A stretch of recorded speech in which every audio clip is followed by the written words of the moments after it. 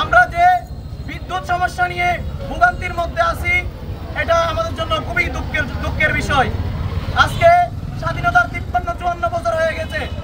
আজকে টেকনাফের মতো একটি গুরুত্বপূর্ণ জায়গায় আমরা দৈনিক 3 ঘন্টা লাগাতার 3 ঘন্টা বিদ্যুৎ পাই না। এটা জনগণের আমাদের অধিকার হিসেবে আমরা এটা থেকে বঞ্চিত।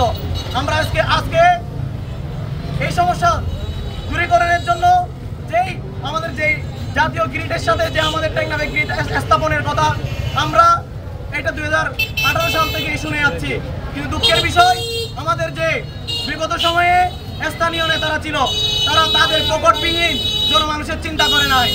এত সম্ভাবনা সরকারকে এত ফিডব্যাক দিচ্ছে অর্থনৈতিকভাবে, তবু কিন্তু আমাদের এই টেকনাফ উপজেলার সর্বক্ষেত্রে বৈষম্যের শিকার হচ্ছে।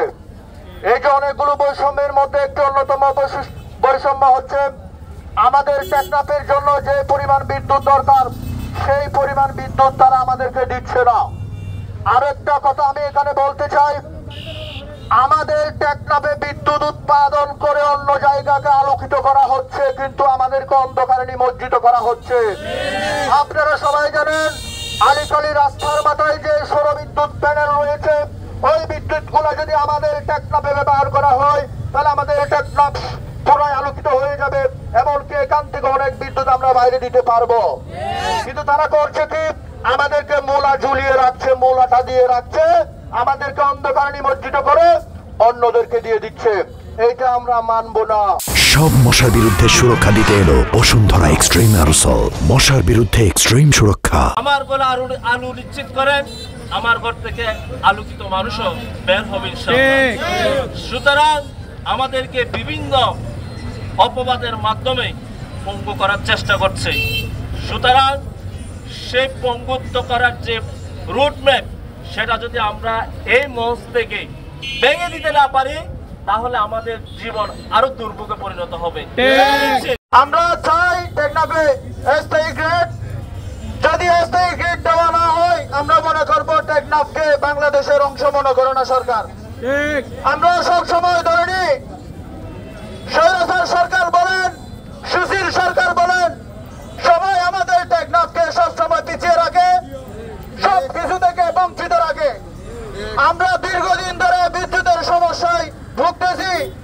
সরকার আমাদের টেকনাফের ভাইদের কথায় কান না দিয়ে উল্টো আমাদের অনেক ভাইদের জন্য মামলা করে আমাদের ভাইদেরকে ঘরে ঢুকিয়ে দেওয়া হয়েছিল। আমরা জানি আমাদের ভাই জনাব আমানুল্লাহ আমানকে বিদ্যুৎ অফিস থেকে মামলা দিয়ে ওনাকে দীর্ঘদিন কারাভোগ করে রাখা হয়েছিল।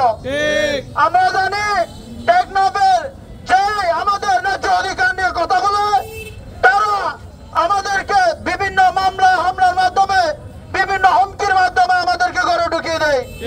আমরা আর অসচেতনতায় ভুগতে চাই না।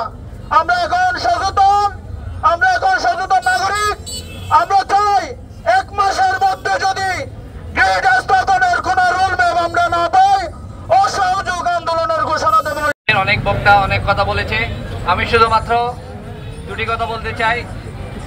একটি হলো, হয়তো গ্রিড দিবেন, নয়তো পল্লী যাবে, সরকারি বিদ্যুৎ আসবে। লাউড এন্ড ক্লিয়ার, পল্লী বিদ্যুৎ চলে যাবে, সরকারি বিদ্যুৎ চলে আসবে, যদি গ্রিড 1 মাসের মধ্যে স্থাপন না হয়।